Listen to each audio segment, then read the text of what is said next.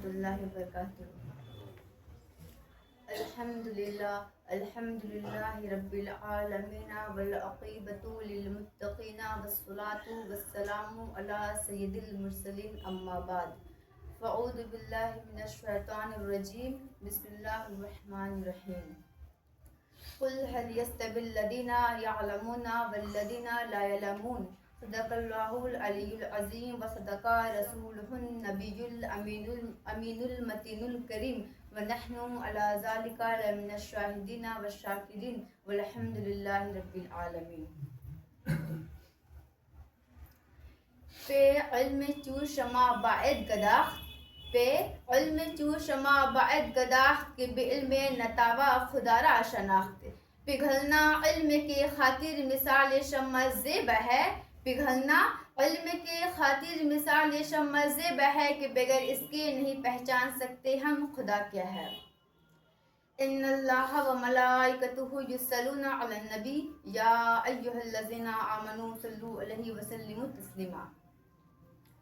ہزارہ حمد ہے اس قاضی الحاجات کے لیے جو لفظ کن سے ساری کائنات کو پردہ عدم اور منصا شہود پر لایا اور ولاقت کرمنا بنی آدمہ سے جملہ مخلوقات میں انسان کے سر پر اشرف المخلوقات کا تاج رکھا اور قل هل يستوي الذين يعلمون والذين لا يعلمون سے بے علم اور ذی علم کے درمیان امتیاز پیدا کیا۔ درود و سلام کی ڈالی نچھاور ہو اس محسن انسانیت صلی اللہ تعالی علیہ وآلہ وسلم پر جس نے طلب العلمی فریضۃ علی کل مسلم و مسلمہ فرما ہو کر حصول علم دین کو تمام مسلمانوں کی زندگی کے لیے ایک نمونہ قرار دیا۔ تو بے شمار درود ہو اس خورشید رسالت صلی اللہ تعالی علیہ وآلہ وسلم پر جس نے مسلمانوں کو جس نے انسانوں کو جہالت کی تاریکیوں سے نکال کر علم و آگاہی کی روشنی میں لا کر کھڑا کر دیا۔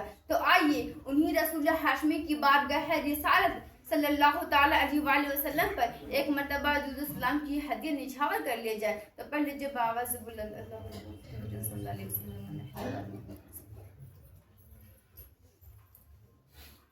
میرے پیارے معزز سامعات، میں نے خطبہ کے بعد آپ تمام لوگوں کے سامنے جس آیت مقدسہ کی تلاوت کرنے کی شرف حاصل کی اس کا ترجمہ یہ ہے کہ قل هل يستوي الذين يعلمون والذين لا يعلمون، یعنی اے محبوب آپ فرما دیجئے کہ جاننے والے اور نہ جاننے والے کیا برابر ہے۔ میرے پیارے معزز سامعات، اس آیت مقدسہ کو دیکھنے کے اعتبار سے بہت ہی مختصر ہے، مگر قسم خدا کی جو کوئی شخص اس آیت مقدسہ کو دل کی گہرائیوں کے ساتھ فکر مندی کے ساتھ ملاحظہ فرماتا ہے تو میرے پیارے معزز سامعات یہی آیت مقدسہ اس کے زندگی کے لیے ایک وسیع وعرض مفاہیم و مطالب لیے ہوئے انسان کو نظر آتی ہے۔ اور جو کوئی شخص اس آیت مقدسہ کو گہرائیوں کے ساتھ فکر مندی کے ساتھ اپنی ذات سے اس آیت مقدسہ کو سمجھنے کی کوشش نہیں کرتا تو میرے پیارے معزز سامعات یہی آیت مقدسہ اس کی زندگی کے لیے عزت، شہرت، وقار کے لیے مشکل راہ بنتی ہوئی نظر آتی ہے۔ میرے پیارے معزز سامعات، اس آیت مقدسہ کی تفسیر میں حضرت علامہ سیوطی جلال الدین سیوطی رحمۃ اللہ علیہ ارشاد فرماتے ہیں کہ قل هل يستوي الذين يعلمون والذين لا يعلمون الا يستويان العالم والجاہل، یعنی عالم اور جاہل ہرگز برابر نہیں ہو سکتے۔ میرے پیارے معزز سامعات، اللہ تبارک و تعالیٰ نے حدیثوں میں بہت سارے علم کی فضائل بتائی گئی ہے نا، حدیث شریف میں علم کی بہت فضیلتیں بتائی گئی ہے۔ چنانچہ حضرت ابو ہریرہ رضی اللہ تعالیٰ عنہ سے مروی ہے کہ آقائے نامدار صلی اللہ تعالیٰ علیہ وآلہ وسلم ارشاد فرماتے ہیں کہ کوئی شخص اللہ کی بارگاہ میں اللہ کی رضا کے لیے، اللہ تبارک و تعالیٰ کی خوشنودی کے لیے جو کوئی شخص علم دین حاصل کرنے کے لیے راستہ اختیار کرتا ہے تو اللہ رب العزت اس کے برکت سے جنت کا راستہ آسان فرما دیتا ہے۔ سبحان اللہ۔ اور جب کوئی قوم اللہ کے گھروں میں جن گھروں میں بھی قرآن مجید پڑھنے یا پڑھانے سیکھنے یا سکھانے کے لیے جمع ہوئی تو اللہ تبارک و تعالیٰ فرماتا ہے کہ ان کے دلوں میں رحمت کا چین اترتا ہے اور رحمت ڈھانپ لیتی ہے اور فرشتے گھر بنا لیتے ہیں اور اللہ تبارک و تعالیٰ اس جماعت میں اس کو یاد کرتا ہے جو اللہ کے پاس موجود ہے۔ مطلب یہ ہوئی کہ جو شخص دینی فتویٰ حاصل کرنے کے لیے کسی عالم کے گھر جاتا ہے یا پھر سفر کر کے جاتا ہے تو اللہ تبارک و تعالیٰ ان کی برکت سے دنیا میں جنت کا کام آسان فرما دے گا اور پور صراط پر بھی آسانی فرمائے گا اور مرتے وقت ایمان نصیب عطا فرمائے گا۔ سبحان اللہ، سوچئے علم دین حاصل کرنے میں کتنا ثواب ہے۔ علم دین حاصل کرنے کے لیے صرف سفر کرنے میں اتنا ثواب ہے تو سوچئے جب کوئی شخص صاحب علم ہو جاتا ہے، علم دین حاصل کر لیتا ہے، طالب علم جب علم دین حاصل کر رہا ہوتا ہے تو اس میں کتنا ثواب ملتا ہے نا۔ تو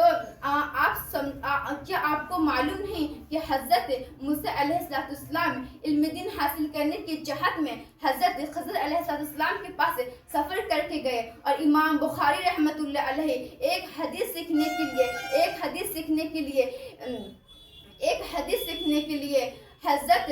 عبداللہ بن قیس رضی اللہ تعالیٰ عنہ کے پاس ایک ماہ کے سفر کر کے وہاں تک پہنچے، تب جا کر ایک حدیث سیکھے۔ تو سوچئے امام بخاری جو تھے ایک حدیث سیکھنے کے لیے ایک ماہ کا سفر کیے تھے، ہے نا، ایک حدیث سیکھنے کے لیے ایک ماہ کا سفر کر کے حضرت عبداللہ بن قیس رضی اللہ تعالیٰ عنہ کے پاس پہنچے۔ اسی لیے تو سرور سینہ شاہ مدینہ سرور کائنات صلی اللہ تعالیٰ علیہ وسلم ارشاد فرماتے ہیں کہ اطلبوا العلم ولو کان بالصین، یعنی علم دین حاصل کرنے کے لیے اگرچہ ملک چین بھی جانا پڑے تو جاؤ، کیونکہ طلب العلم فریضۃ علی کل مسلم و مسلمان، علم دین حاصل کرنا ہر مسلمان مرد عورت پر فرض ہے نا۔ تو سوچئے اللہ تبارک و تعالیٰ نے ہمیں کتنا رحمتوں سے نوازا ہے کہ اللہ تعالیٰ نے ہمیں علم دین حاصل کرنے کی اللہ تعالیٰ ہم سبھی کو علم دین حاصل کرنے کی توفیق عطا فرمائے، کیونکہ اللہ تعالیٰ نے کوئی بھی تعلیم کو فرض قرار نہیں دیا گیا ہے۔ یہ دین کی تعلیم ایک ایسا تعلیم ہے کہ اللہ تعالیٰ نے اس تعلیم کو فرض قرار دیا گیا ہے اور ہم سبھی کو اس فرض کو ادا کرنا ہے۔ اگر ہم اسے ادا نہیں کریں گے تو کل قیامت کے دن پکڑے جائیں گے، کیونکہ یہ تعلیم حاصل کرنا فرض ہے نا۔ اور دین حاصل کرے، جتنا ہو سکے خوب دین حاصل کرے اور دین کو خوب پھیلائے، ہے نا، اور دین حاصل کر کے ان پر عمل کرے، کیونکہ اگر ہم عمل نہیں کریں گے تو ہمارا ویسا تعلیم کل قیامت کے دن منہ پر مار دی جائے گی، ہے نا۔ دین کو حاصل کرے اور ان پر عمل کرنے کی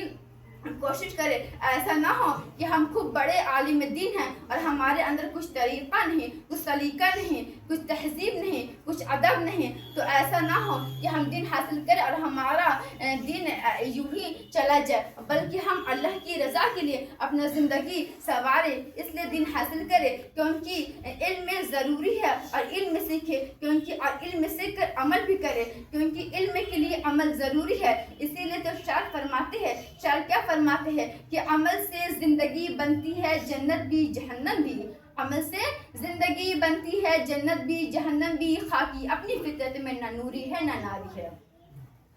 میرے پیارے معزز سامعین، جب کوئی شخص کے پاس علم نہیں ہوتا ہے تو وہ اپنی ماں باپ کی عظمتوں کو نہیں پہچان پاتا، بڑوں سے کس طرح پیش آنا ہوتا ہے انہیں وہ علم نہیں ہوتی۔ جب کسی کے پاس علم نہیں ہوتا تو وہ رشتہ داروں کی قدر کو نہیں پہچان پاتا، یہاں تک کہ وہ خود کو بھی نہیں پہچان پاتا کہ ہمارا منزل کیا ہے، آخر اللہ تبارک و تعالیٰ نے ہمیں اس دنیا میں کیوں بھیجا ہے۔ یہاں تک جب علم نہیں ہوتا تو خدا کو، رسول کو، یہاں تک انبیاء علیہ السلام کو بھی نہیں پہچان پاتا ہے نا، اس کو خود سمجھ نہیں آتا کہ ہمارا آخر منزل کیا ہے، اللہ تبارک و تعالیٰ نے ہمیں اس دنیا میں کیوں بھیجا ہے۔ اسی لیے تو علامہ اقبال کیا خوب ارشاد فرماتے ہیں کہ منزل سے آگے بڑھ کر منزل تلاش کر، मंजिल से आगे बढ़कर मंजिल तलाश कर, मिल जाए तुझको दरिया तो समंदर तलाश कर। हर शीशा टूट जाती है पत्थर की चोट से, हर शीशा टूट जाती है पत्थर की चोट से, शीशा ही टूट जाए तो वह पत्थर तलाश कर। सजदों से तेरी क्या हुआ सदियां गुजर गई, सजदों से तेरी क्या हुआ सदियां गुजर गई, दुनिया तेरी बदल दी वो सजदा तलाश कर। तो मेरे प्यारे मुअज़्ज़ज़ सामियात, ये हमारे अंदर कब आएगी? जब हम इल्म से आरास्ता हो जाएंगे, जब हम साहिब इल्म हो जाएंगे, तब हमारे अंदर ये तब हमारे अंदर हर चीज़ का सलीका तरीका आ जाएगा, है ना। हम आप लोगों को एक और हदीस बताती हुई चलूँ, मुलाहज़ा फरमाइएगा कि हज़रत अली रज़ियल्लाहु ताला अन्हु से किसी ने पूछा कि हुजूर इल्म और माल में क्या फ़र्क है? तो आप रज़ियल्लाहु ताला अन्हु ने जवाब दिया कि इल्म और माल में 7 वजह फ़र्क बताए गए हैं, जिसको इमाम फ़खरुद्दीन रहमतुल्लाह अलैहि तफसीर से बयान फरमाते हैं कि इल्म अंबिया अलैहिस्सलाम की मीरास है और माल फिरौन की मीरास है। इल्म खर्च करने से कभी घटता नहीं और माल खर्च करने से घटता है। तमाम मुसलमान दीनी मसला में, दीनी मामला में एक आलिम का मोहताज होता है, जबकि मालदारों की मोहताज नहीं।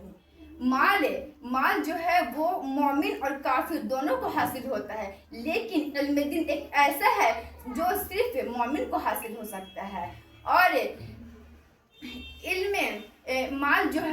है वो हिफाजत की मोहताज होती है, लेकिन इल्म साहिब इल्म की हिफाजत करता है। और इल्म पुल सर पर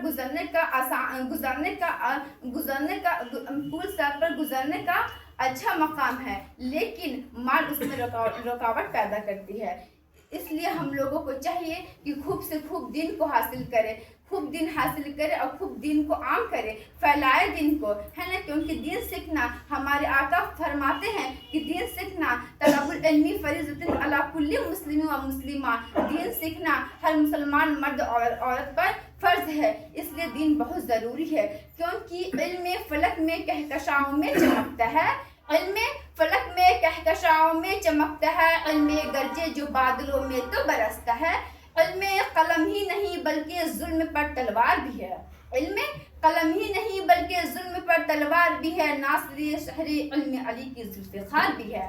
इल्म किस्मत से अताए परवरदिगार भी है, इल्म किस्मत से अताए परवरदिगार भी है, इल्म आलिम व मुअल्लिम की इफ्तिखार भी है। अब मैं अपनी खताबत को ख़त्म करना चाहती हूँ। अस्सलामु अलैकुम व रहमतुल्लाहि।